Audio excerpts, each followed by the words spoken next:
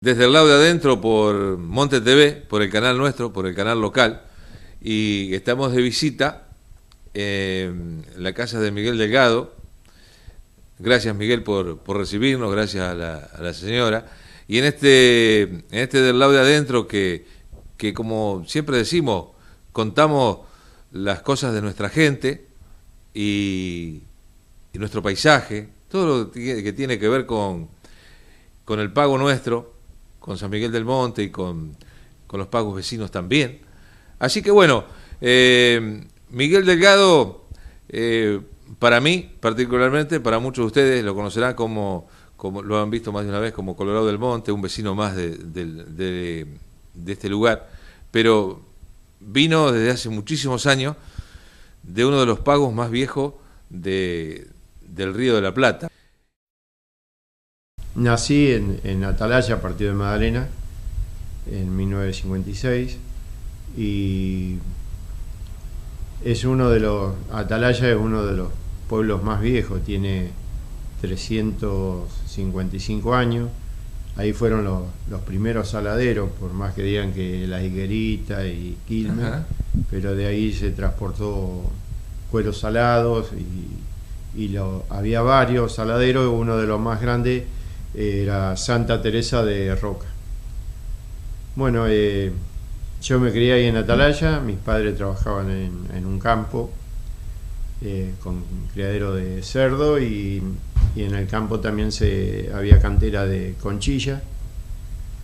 Y bueno, un día porque estamos a la orilla del Río de la Plata. Sí, digamos, el pueblo de Atalaya está a 10 cuadras menos del Río de la Plata. Claro. Sobre el Río de la Plata. Sobre el Río de la Plata. Que el nombre de Atalaya eran miradores de piedra para divisar cuando entraban los lanchones o que se metía gente. Había miradores de piedra, que por eso es el nombre de Atalaya. Atalaya, justamente por eso mismo, por sí. La atalaya de piedra que tenían allí. Sí.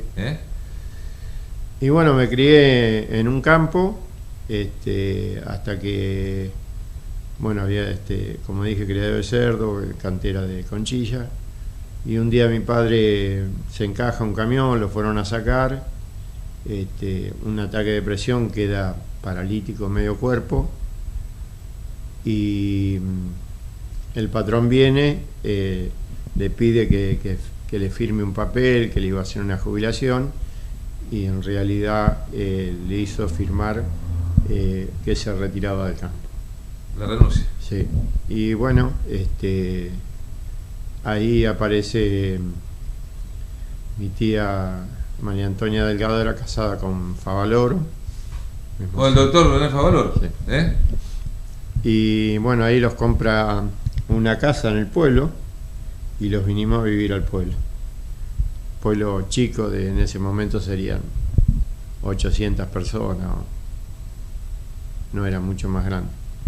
Y bueno, y ahí tuve que salir a trabajar con 12 años, y uno de los trabajos que hacía primero era ir a buscar el diario, repartir el diario cuando llegaba el tren, y después empecé con Oscar Castelli, que era uno de los hombres más conocidos ahí. Empecé a pescar con la rea caballo, y pescábamos y vendíamos el pescado también a veces en el pueblo, o se llevaba a La Plata en una camioneta, en un rastrojero tapado con bolsas de arpilleras y hielo. Se llevaba el pescado y se vendía en La Plata. La atalaya está en el partido de Magdalena. En el partido, ¿sí?, de Magdalena, sí. Y usted dice, cuando habla de pescar, era pasar la red de a caballo. Pasar la red era, si iba en una zorra es como un carro, pero es con un pértigo, sí, atado a la sidera, y se le ataba un caballo heladero que podía ser de pecho con un balancino, o ensillado con una cuarta del lado de montar. A la cincha también, que, sí, es la forma más antigua. Y lo llevaba el que iba, muchas veces lo llevaba el que iba montado, claro, o iban los dos montados. Es la manera más antigua que tuvimos. Ahí nace sí, el caballo de pecho, porque nosotros acá en esta parte del mundo usamos el pértigo y a la cincha porque no teníamos apero. Esa era la razón. No había aperos acá, no había trabarteros en ese tiempo, ¿no? Cuando recién empezaron. Así que después eso se siguió cuando usted dice, con la zorra de pértigo, eso que son de los carruajes más antiguos. Sí, los recados que se llaman, sí, los bastos, pero los mandiles, digamos, no eran de bolsa de arpillera. Bolsa de arpillera, acolchado de bolsa de arpillera. Y con eso, pues después se mojaban y se ponían a secar y bueno, íbamos a pescar, había que buscar el río tiene 6 horas de creciente y 6 horas de bajante. Sí. Había que buscar la playa, ahí se bajaba perdón, la red, tipo como se arma un lazo, se iba bajando. La red tiene de un lado los cabos de plomo, del otro lado escorcho, sí, que se usaba en ese tiempo, era de ceibo. Los corchos se hacían de la madera del ceibo. Sí, de ahí se hacía eso.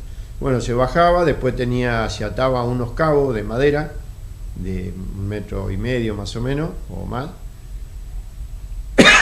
De ahí se ataba la red y ahí se le ataba una soga de 10-12 metros, que cuando uno entraba al agua, una iba atada del lado del lazo y una del lado de montar. Entonces entrábamos y después se abría en abanico. Sí. Y cuando ya empezamos a abrirse en abanico, se soltaban, era con un nudo fácil de desatar, se soltaba y la red venía media suspendida en el agua. Ajá. ¿Cuántos eran de a caballo? Dos de a caballo. Los abríamos sí, digamos, y volvíamos despacito porque la red en el agua es muy pesada si uno tira, entonces había que venir a un tranco muy manso para que la red venga soliviándose en el agua. Y los veníamos juntando hasta que llegamos a la playa.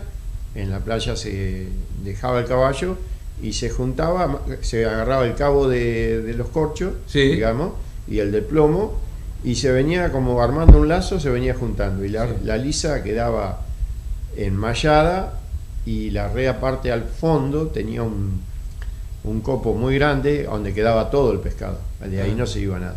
Y bueno, el pescado saltaba para todos lados, algunos se enmallaban, otros iban, y así se sacaba hasta la orilla, digamos, ahí se ponían cajones, y de ahí se llevaba, volvíamos con la zorra.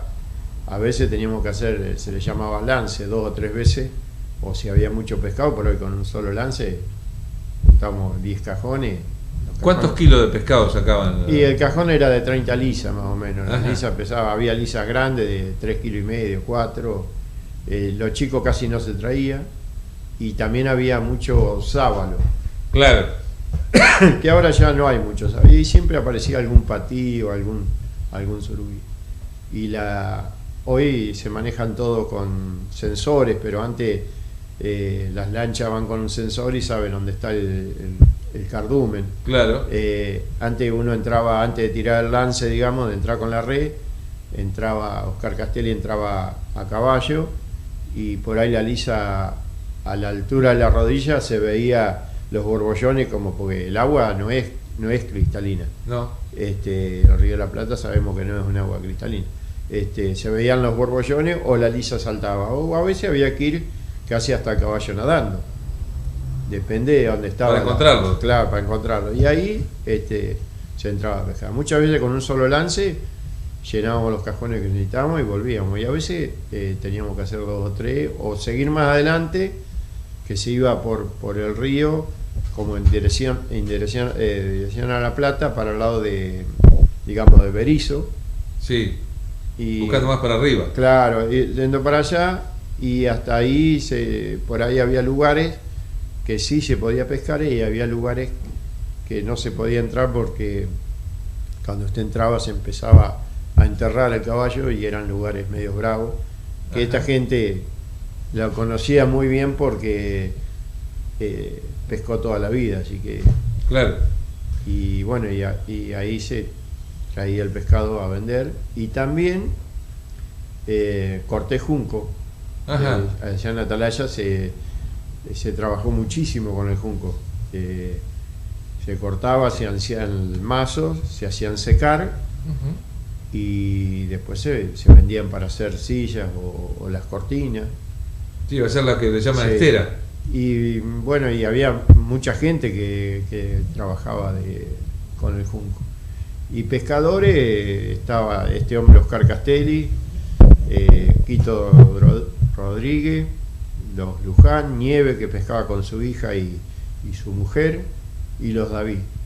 Hoy creo que queda un Luján que pesca, pero no sé si ya con red como antes o ponen trasmayo. Ya. ¿Cuántos años tenía usted cuando tiraba la red? Y 12 años. 12 años. Sí. ¿Y los demás? No, el hombre, Oscar Castelli, tenía 50 y pico de años o más. ¿Y usted entraba con la red a la cincha del caballo Sí. al río? Sí. ¿Eh? Sí, 12 sí. años. Sí, sí. Y bueno, hasta que al poco tiempo llegó, que usted lo conoce, o lo conoció, ya es fallecido, Jorge Cuño, Ah, sí, sí. a Sí. Atalaya. Y bueno, un día me vio y me dijo, mirá, yo voy a precisar uno para que le ayudes a mi mujer con los caballos de salto. Ellos le prepararon los caballos a Rambide, que era un campeón argentino de salto. Bueno, y ahí trabajé un tiempito y un día aparece Ángel Estrada, el que fue patrón mío durante 45 años, Ajá. y a ofrecerle a Cuño para domar unos caballos de Blaquier. Así que vinimos a Monte, me acuerdo, y dormimos acá en Los Patos. De ahí fuimos a la Biznaga. Sí. Al otro día estuvimos en la concesión donde se apartaron los caballos, se palenquearon y se llevaron ya medio palenqueados acá por si se estropeaba alguno, quedaba lejos para no volver a buscar. Ujú. Y se llevaron esos 10 caballos de polo a domar a Atalaya. A la Atalaya. Atalaya, Sí. Atalaya. Sí, allá tenía un campo, Jorge Cuño, se llamaba Santa Verónica, y ahí se domaron. Y yo era ayudante de domador, ¿no es cierto? Y bueno, después se entregaron los caballos, como al año y 4 meses, 5 meses se entregaron. Y un día me dice, Cuño, dice, mirá, dice, yo voy a vender el campo. Dice, ¿no te querés ir a trabajar a Monte? Ya eso era en el 73. En realidad ahí en Magdalena no había mucho trabajo, lo único que estaba la fábrica Nestlé, después no había otra cosa. Y bueno, le dije que sí. Dice, mira, si no te gusta, yo a los 6 meses te vengo a buscar y te vas conmigo a Entre Ríos, que él se había ido para Entre Ríos. Eso era el año 73. En el 73, así que el 6 de enero del 73 vine a Monte a trabajar a Los Patos. Hasta ese año más o menos se pasó la red. A ver, usted me corrige si no, pero yo tenía entendido que usted hablaba de la pesca de la lisa y a veces sábalo. Sí. Le llamaban los sabaleros a los que pasaban la red, ¿no? Sí, la mayoría sí, era claro. eso. Porque digo esto porque a veces se habla del sabalero, más lo conversan los hermanos orientales, los uruguayos de todo esto, ¿no? Pero bueno, la costa nuestra también tenía, y no se sabe bien qué era el sabalero, y era ese hombre que trabajaba, lo que está contando Miguel, que pasaba la red de a caballo. Miguel con 12 años, pero yo los alcancé a conocer a los sabaleros también en el Río de la Plata, un poco más cerca de Buenos Aires, ¿no? Pero los vi pasar la red de a caballo, los sabaleros. Un trabajo que, como dice usted, hasta el 73, por ahí hasta Sí, ahí llegó. después se quedó. Después se perdió. Y bueno, los sabaleros, Atalaya tiene su equipo de fútbol, Magdalena también, y cuando eran los partidos de fútbol, a Atalaya le tiraban con sábalo, Ajá. porque como le decían los sabaleros, porque estaban Claro. sobre la costa, le tiraban justamente en los partidos le tiraban sábalo a la cancha o atrás del arco, como cargada, ¿no? Claro. Como cargada. Claro, claro. Sí. Y bueno, y ahí aparecí el 6 de enero, aparecí en Monte y empecé a trabajar con caballos de polo y tuve la suerte de conocer muchos peticeros buenos, Ajá. de los que aprendí mucho, y hasta que bueno, después dejó de jugar al polo y ya quedé en el campo trabajando con Hacienda y todo eso, donde tuve 45 años.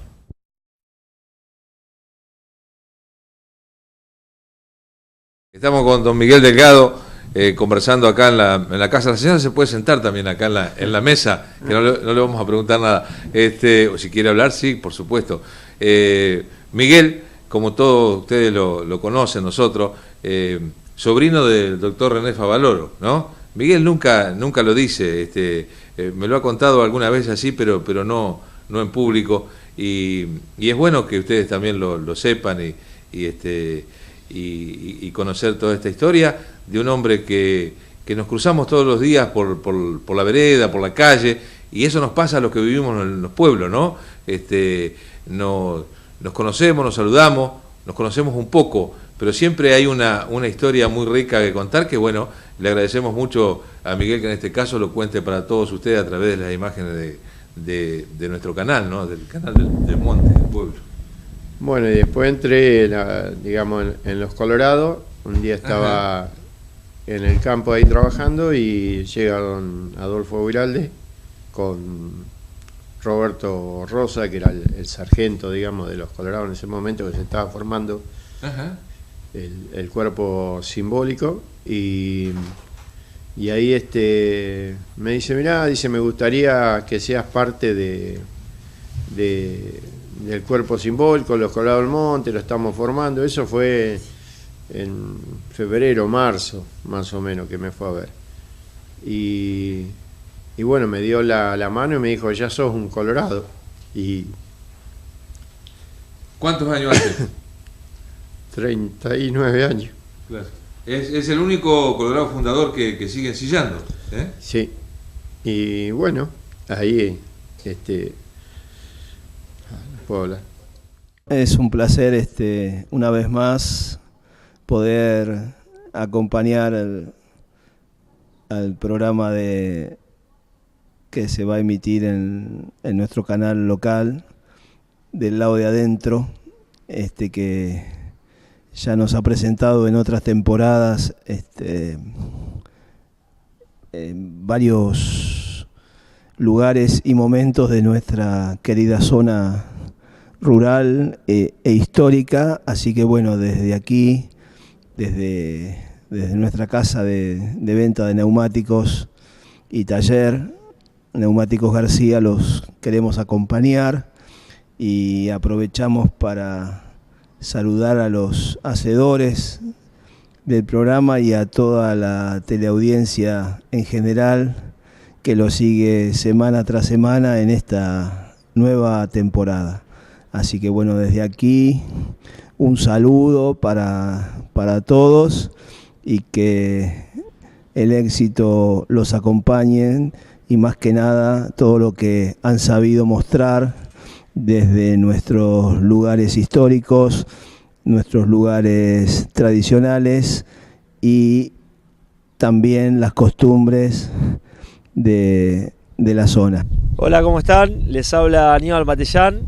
Bueno, los quería invitar a ver el programa Del Lado de Adentro, que va a ser una gran oportunidad, de donde se muestran cosas muy lindas, contrapuestas con lo que hoy realmente está pasando en la situación del país y demás, y tantos problemas que puede haber en la tele. Es un gran programa para ver y para disfrutar, de la conducción de Jorge Barberini. Les mando un abrazo grande y bueno, espero que disfruten el programa. Estamos con Miguel Delgado. Decía yo recién que de los Colorado fundadores que sigue ensillando, Miguel, que está con nosotros con mucha historia para contarnos esto tan lindo, porque además de su vuelta o de su llegada a Monte, y es uno más de este pueblo, tiene su historia en un lugar que tiene que ver con el principio de todo lo que fue los Saladeros, la historia de Juan Manuel de Rosa, de Rincón de López, y bueno, ahora es Colorado del Monte, con toda la historia nuestra, la historia chica de un momento, después se hace grande con Rosas y los Cerrillos y todo lo que nosotros sabemos, ¿no? Bueno, y un 29 de septiembre, para el Día del Santo del Pueblo, aparecen los colorados por primera vez en la escalera de la Intendencia. Ahí el sargento era Roberto Rosa, era Alfredo Bonavista, Luis Bre, Héctor Pro, Julio John, Miguel Barroso y bueno, y yo. Éramos los primeros 7 colorados.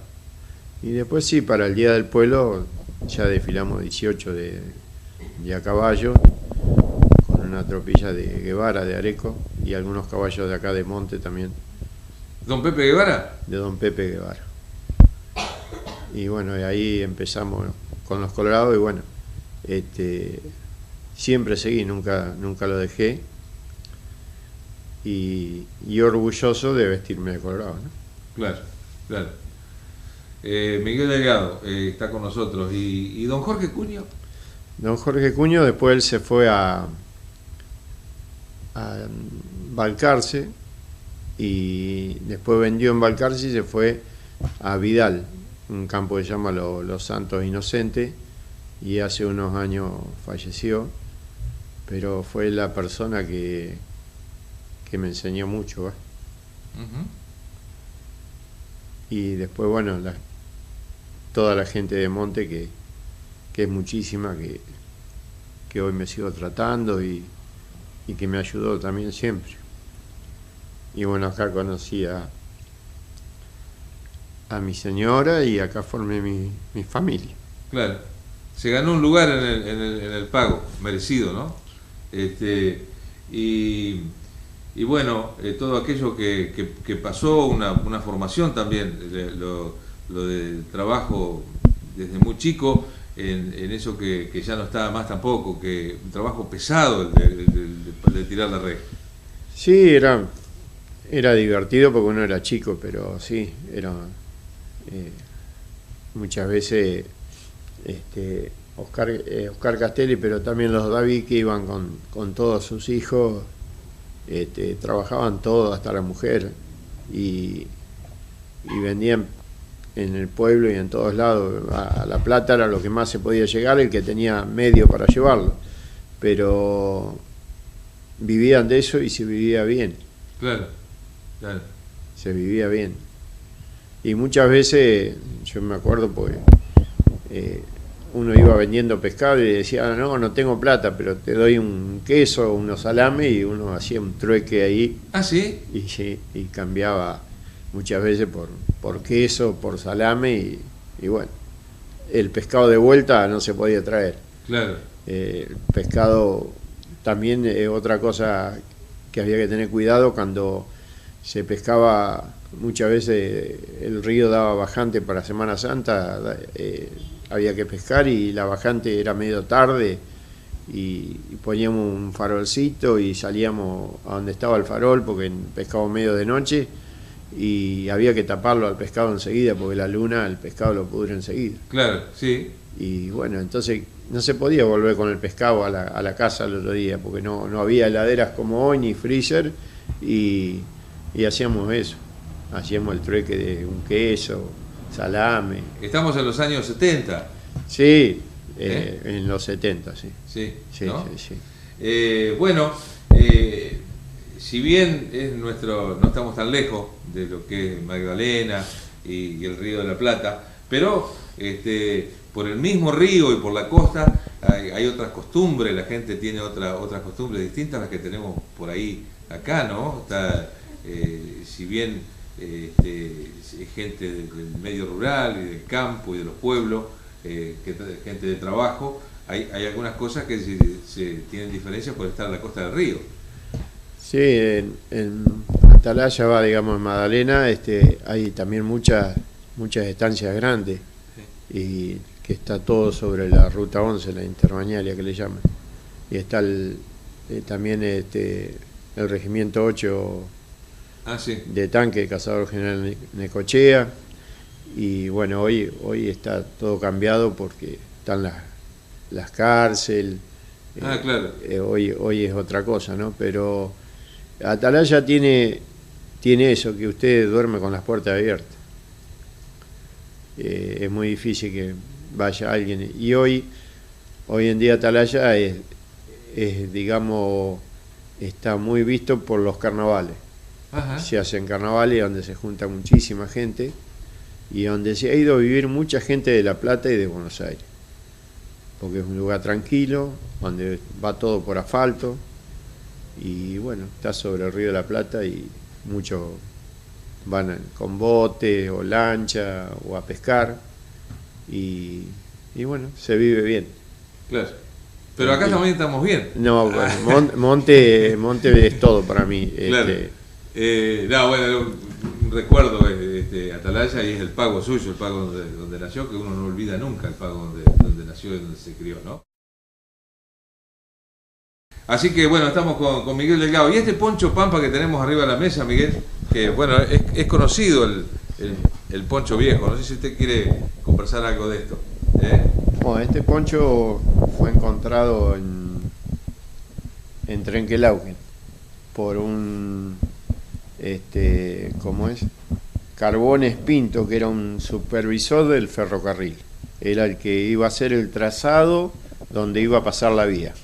Sí. Y ahí lo encontró y bueno, este poncho después en herencia le toca a Teresa Pinto, la que fue patrona por varios años mía, y un día se lo pedí para los colorados y ya hace unos cuantos años que lo tengo, y este poncho estuvo en Palermo en varias oportunidades y es una reliquia que tenemos acá al monte. Poncho viejo que estaba tapado por la arena.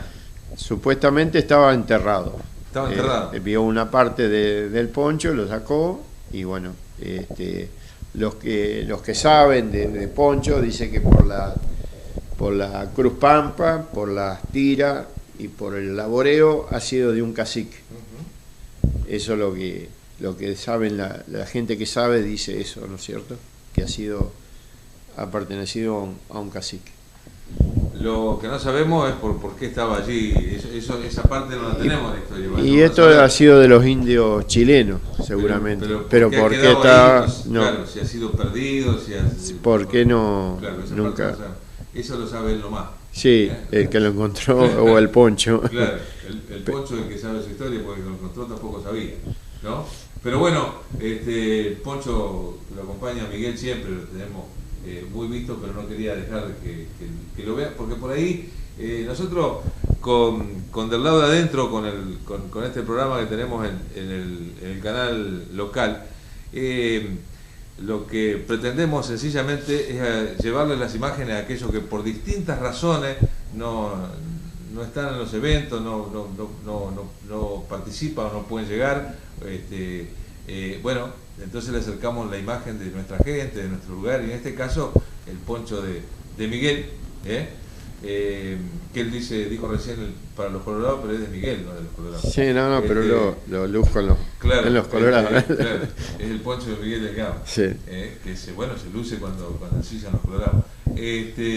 Así que bueno, nosotros estamos muy agradecidos de que nos haya recibido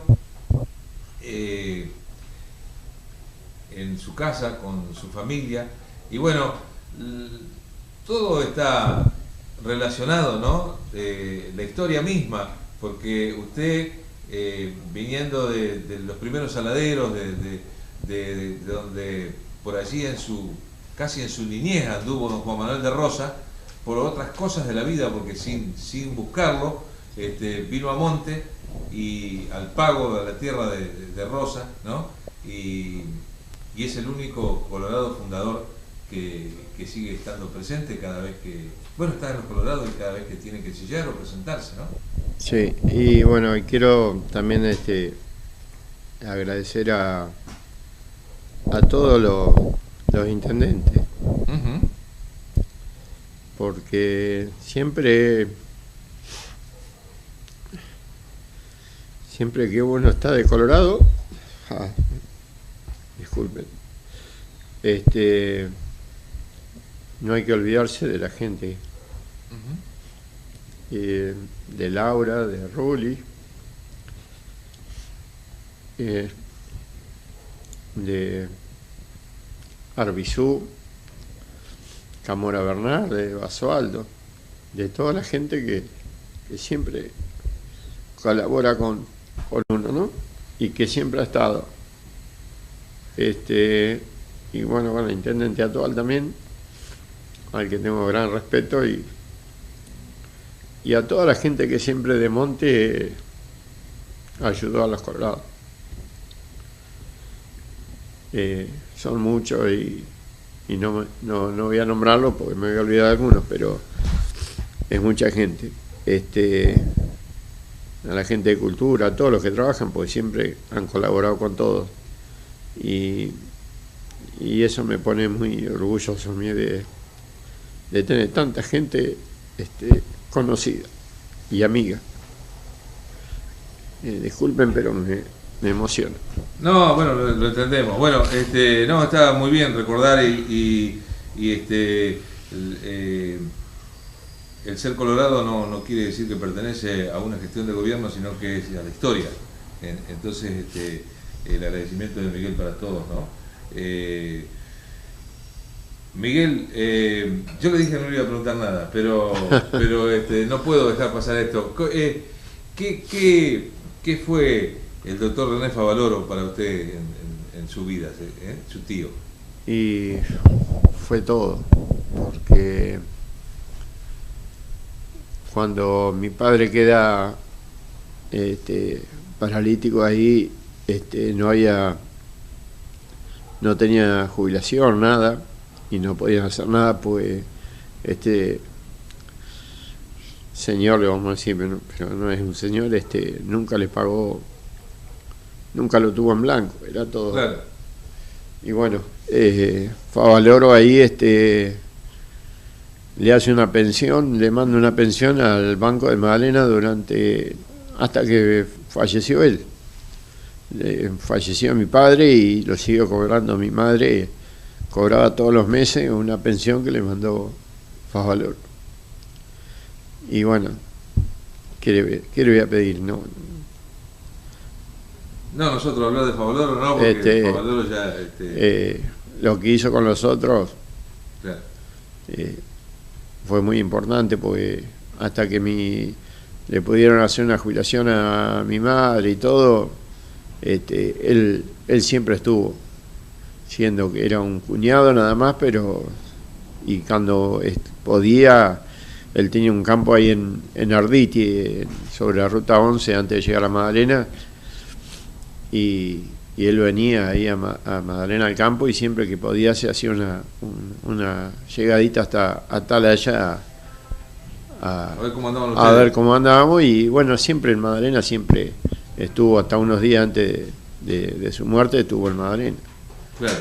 Yo a veces paso por allá por Jacinto Arao, donde está el monumento al doctor, sí, en la entrada del pueblo. Perdón. No, el teléfono a veces llama, vio, cuando estamos conversando. Sí, ahí fue donde fue por primera vez cuando se recibió de médico. Claro. Y después se fue a Estados Unidos y volvió en el gobierno de Lanuse. Ajá. Ahí volvió Favaloro de vuelta acá. Y los primeros ensayos de los bypass y todas esas cosas lo hicieron muchas veces en el campo de Arditi con terneros. Ah, sí, miren, sí, lo que está diciendo. Sí, sí, se hacían ahí. Los primeros ensayos fueron con terneros volando. Ah, sí. Pues él tenía un tambo ahí, y ahí practicaron varias veces con los terneros. En Arditi, un campo que sigue estando, lo tienen los sobrinos de Favaloro, porque Favaloro no podía tener hijos, y los hijos de Juan José, que era hermano de Favaloro, que son los que están al frente ahora de la fundación, lo siguen teniendo el campo. Ajá. No sé si con el tambo, pero sigue estando. Claro. Sigue estando. Bueno, Miguel, muchísimas gracias por recibirnos. por atendernos bueno, como digo, cuando comenzamos, esta es parte de la historia nuestra, del pueblo, ¿no? Y por eso se la contamos, ¿eh? Vamos visitando a quienes nos reciben. Nosotros creemos que es importante que la gente sepa quiénes son nuestros vecinos, ¿no? Y su trayectoria.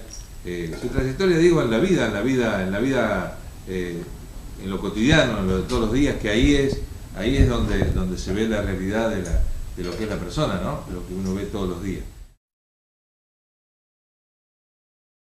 Poner en valor todo el gran patrimonio arquitectónico, cultural de cada rincón de la provincia de Buenos Aires. Ese es el mejor homenaje que podemos hacer a los luchadores de nuestra patria, a Moreno, a Belgrano, al general San Martín. Y también me acompaña la ministra de Asuntos Agrarios y Producción, porque es un desafío central poder desde la provincia de Buenos Aires, esta locomotora. Soy Carlos Echandi del Taller de Calzado La Cruz y una vez más, como siempre, acompañando al señor Jorge Barberini con su programa Del Lado de Adentro, y también a Monte TV, gracias por estar presente. Así que bueno, les deseo lo mejor.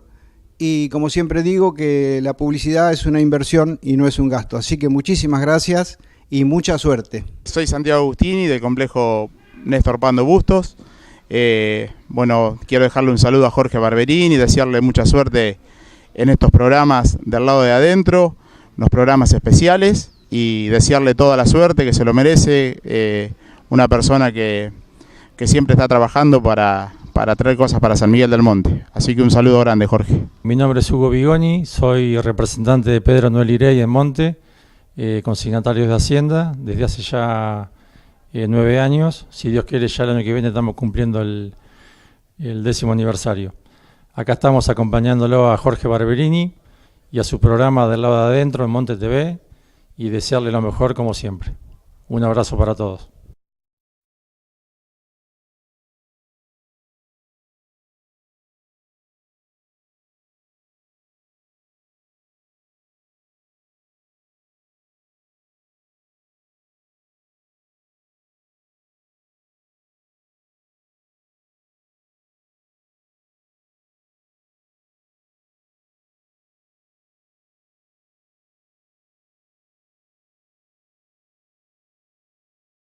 Ya entrando en el siglo XX, acá vemos cómo el recado se acortó notablemente. Todos más o menos sabemos acá que es no una moda, un uso que el recado fue acortado aparentemente, cuentan los historiadores, cuando ya el paisano se fue afincando, cuando ya no tenía el paisano que andar durmiendo en el piso y andar recorriendo y su casa era el recado, se fue acortando. Es una moda que viene de los mataderos, cuando dice que había tantas barriales, el recado en la zona que ustedes conocen, en zonas de bañado, el recado largo es muy incómodo, pues siempre está embarrado, siempre está sucio. Entonces el recado se fue acortando. Acá tenemos lo que les decía de los mandiles, ya siglo XX, el basto más redondo, el basto que le decían antiguamente el basto cañón, basto de chorizo, que se fue, pero ideal para los caballos de lomo grande. De lomo grande cuando ¿cómo? Encimera. Ya se usa la encimera y los estribos.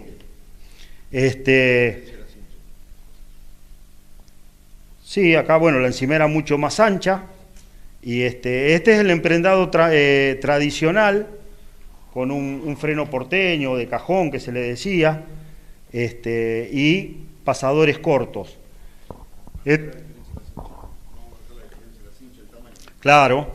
Bueno, estos recados tienen cincha de cuero, pero también era muy común también que tuvieran cincha de lona.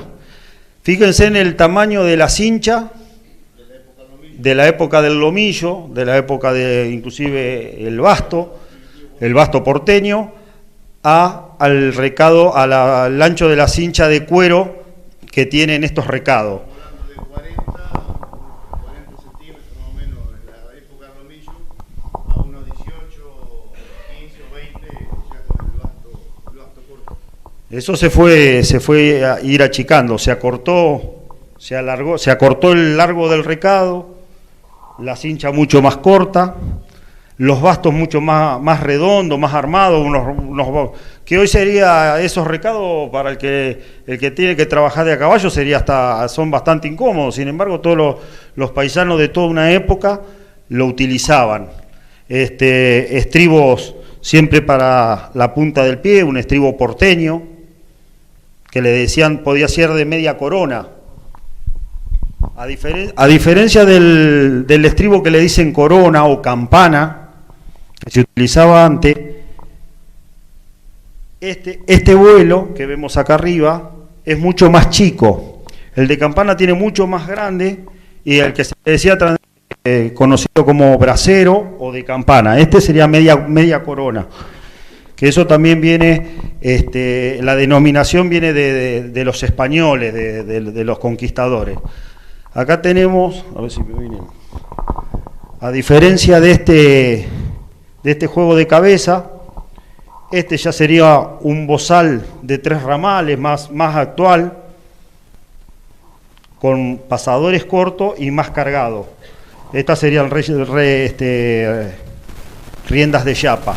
Más o menos todos conocen acá lo que le decía de la escuela criolla, una escuela más liviana, más útil, y con un pretal de acá de la provincia de Buenos Aires, muy característico, que le decían de 3 ramales. Algunas veces, algunos que ustedes han visto muchos, venían acá con algunos motivos también. 3 ramales de estrella, pretal de 3 ramales de motivo o de pensamiento, cuando vemos que vamos a decir pensamiento, ¿por qué? Porque sería un pensamiento al lado del otro, y no llevaría ningún pasador. Esos son los distintos tipos. Después cada zona, nosotros tenemos una provincia de Buenos Aires muy vasta.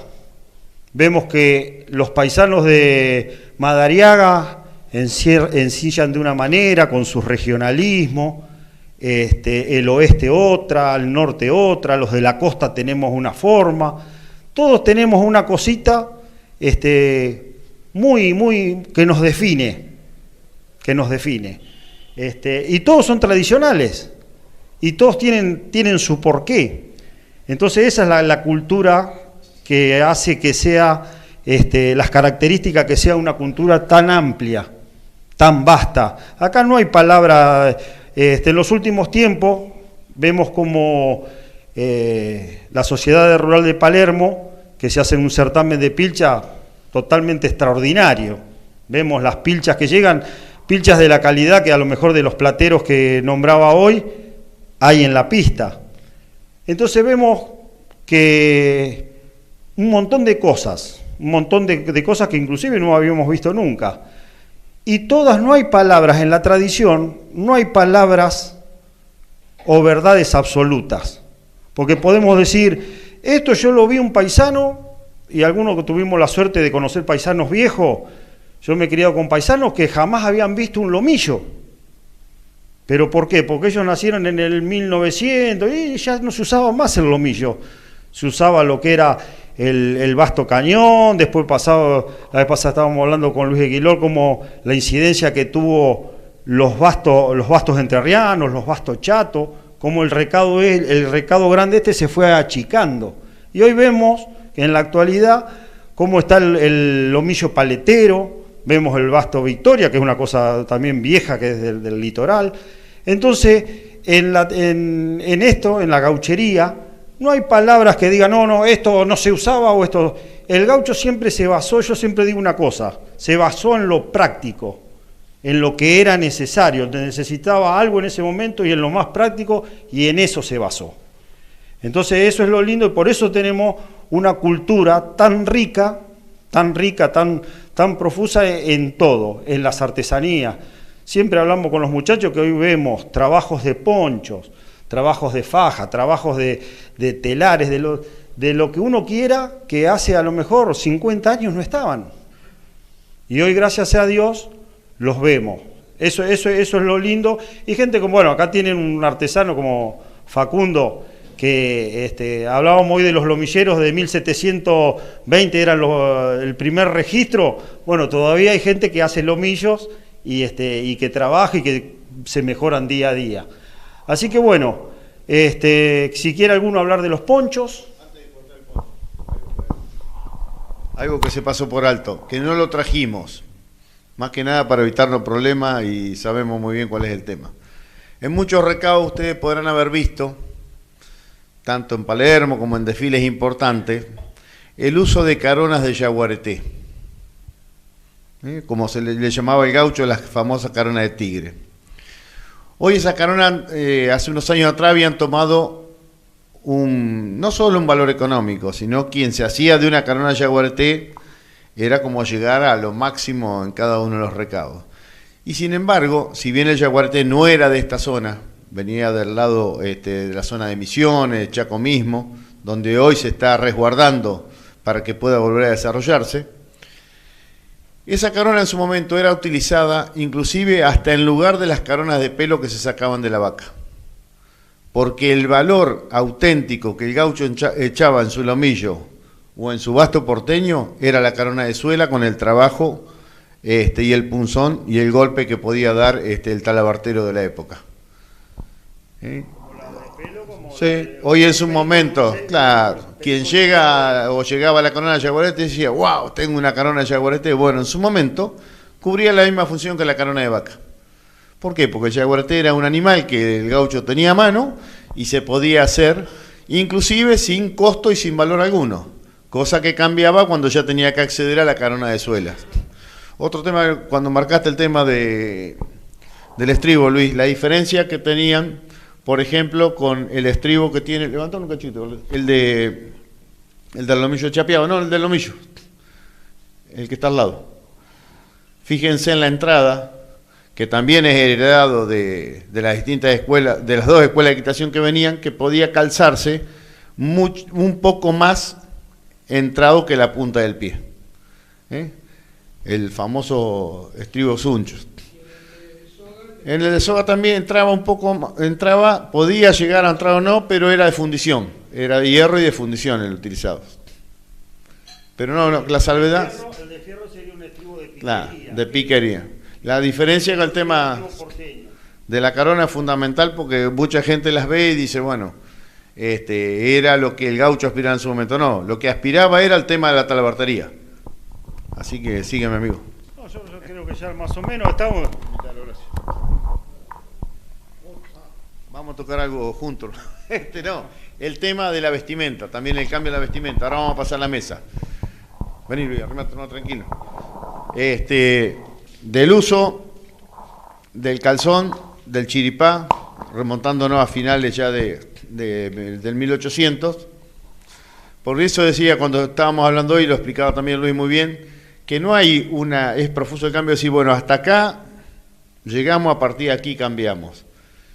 Se ha visto, se tiene en referencia, inclusive hemos conversado con gente amiga que los ha tenido y ha compartido momentos con gente que con la llegada de la bombacha seguía usando el chiripá. Inclusive en la película Don Segundo Sombra aparece, muy ligada a esta zona también, el uso de la bombacha con chiripá en algunos momentos de la vida y de la historia de la cuestión tradicional, del tema criollo y del gaucho.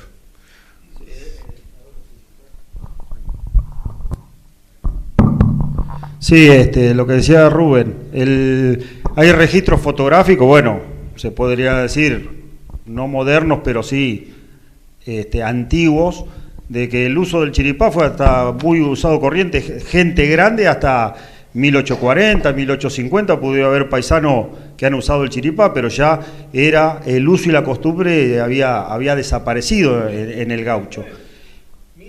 1900, perdón. 1900. En algunas regiones, sí. Y bueno, lo usaban ya el chiripá, el calzoncillo cribado, sí, ya se había bastante tiempo antes ya estuvo en desuso. Si bien para algún desfile, para alguna fiesta, En cuanto a la ropa, también es un detalle la influencia que tuvo el circo criollo.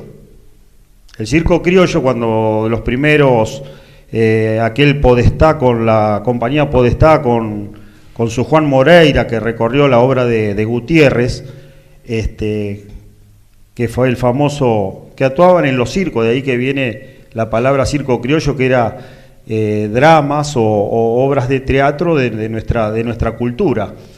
Vemos cuando todavía nosotros lo alcanzamos a ver, los paisanos de las corraleras bordadas, la ropa de negro, la vincha, una vincha blanca, el sombrero ya chambergo aludo.